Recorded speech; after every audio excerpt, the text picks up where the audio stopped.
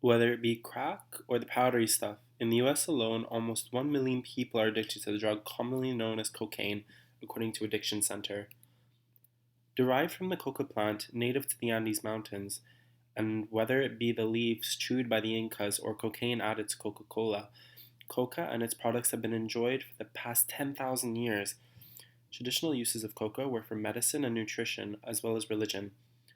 Coca leaves were used as effective treatments for altitude sickness, headaches, and even for more severe pains, including broken bones and childbirth, due to its high levels of calcium.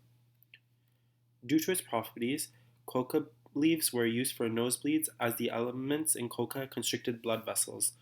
Coca is also very high in vitamins B, C, and E, and contain high amounts of protein and fiber, and were therefore used to make teas and simply just chew. When the Spanish arrived in the 16th century, they discouraged the use of coca, but after realizing it allowed the Incan slaves to work longer and harder, mining for gold and silver with less food, they heavily encouraged the consumption of the leaves, restricting their use to solely South America. It was only when a German scientist named Albert Niemann was able to acquire a large enough amount of the plant that he was able to identify and isolate the stimulating elements of coca leaf. He named the new substance he had derived cocaine. In 1880, cocaine production had skyrocketed globally, and its negative effects were only just starting to be seen.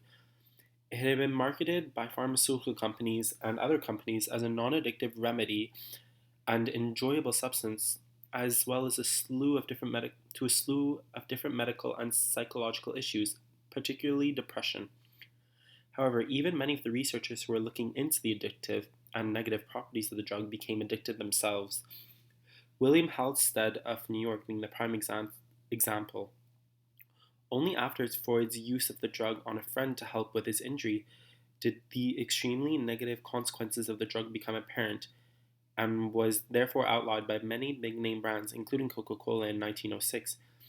However, for the next 60 years, cocaine's terrible side effects were seemingly ignored. It wasn't until the 1960s and 70s, and particularly with Ronald Reagan and the start of the war on drugs, did people begin to notice the negative effects of the drug. When the pharmaceutical companies said cocaine was not addictive, they were grossly mistaken. Today, cocaine can be consumed in two different ways: inhalation or snorting. The snorting technique is one of the most popular and the one people are most familiar with, whereby you snort cocaine powder through your nose.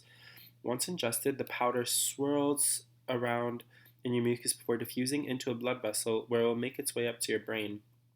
Normally, when a foreign agent attempts to cross the blood brain barrier, it is encountered with a strong defense, which protects the brain from foreign substance and toxins, protecting it and you from damage.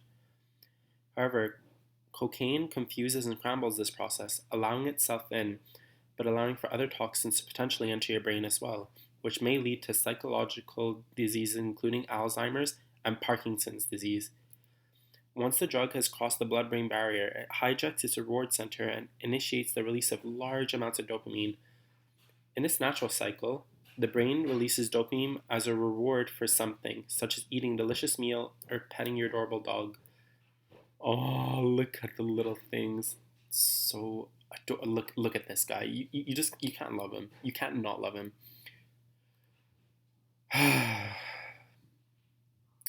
Anyways, soon after it has been released, it will be sucked back up into neuron from the synapse.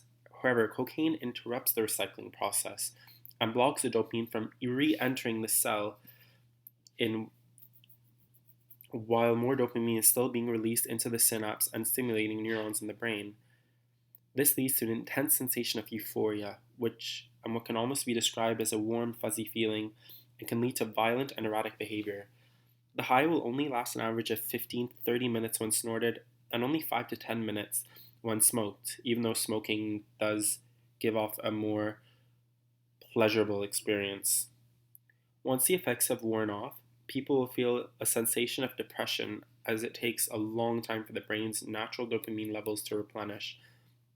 Addicts have even been quoted to have a sensation of bugs crawling underneath their skin, and this is what makes cocaine addictive.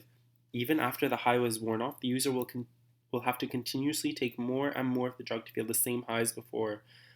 In studies on animals, cocaine has been shown not to only affect the reward center of the brain, but also the areas of the brain that affect stress.